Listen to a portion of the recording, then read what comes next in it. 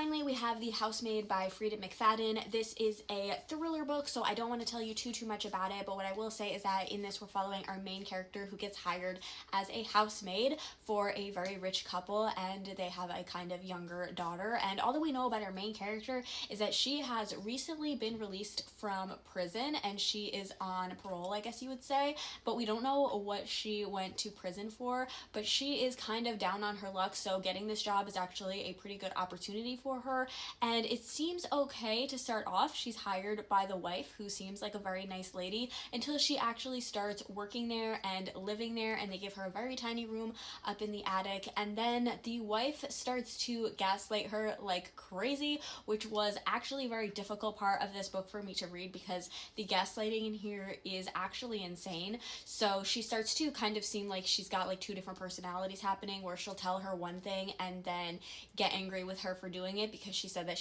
said to do it a different way, and so on and so forth. And it's kind of crazy, but our main character kind of seeks solace in the fact that the husband of the family is very nice but also very attractive.